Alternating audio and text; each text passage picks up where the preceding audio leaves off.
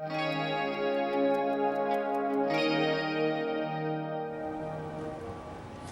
names and the faces of the thousands of people who escaped from the World Trade Center seem more distant now. I came back here recently with one survivor, Leslie Haskin, to hear her inspiring story of how she has moved on with her life.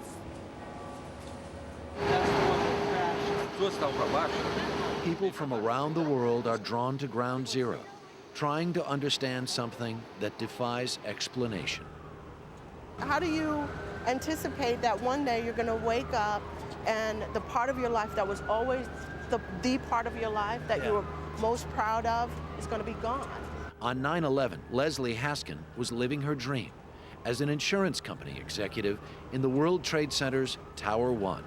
From the very second of impact, that building was crumbling. You know, there was explosions everywhere. There was, within seconds, the floor above us was already caving into our floor. So we knew we didn't have long in this building. Leslie began a harrowing journey down 36 floors. We kind of wandered around that concourse forever, looking for a way that was safe to get out, right. You know, to dodge the bodies and the debris and the chaos. What Leslie experienced in those minutes would change her life forever and trigger her own devastating collapse. Immediately after 9/11, I was committed to a psychiatric hospital. I'd suffered a severe mental breakdown and was diagnosed with PTSD. Post-traumatic stress syndrome meant that any sound or smell that reminded her of 9/11 triggered a reaction. I boarded all the windows in my home with these thick shutters and wouldn't let my children leave. I wasn't sleeping. Leslie tried unsuccessfully to return to work and began a downward spiral.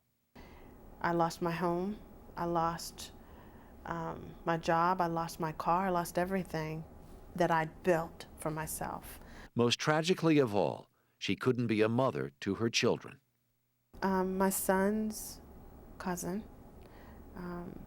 opened his doors to us. His name is Sean, I love him dearly. He opened his doors to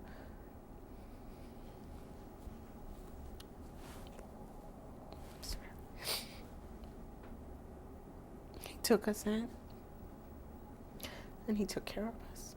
Yeah. Leslie had reached a crossroads and had to make a decision. Whether I continue to feed myself pity and anger and pain and guilt, or I feed myself healing and peace and recovery and renewal. I'm not so sure it doesn't take some serious courage just to walk along here, right? It takes some serious faith. Faith.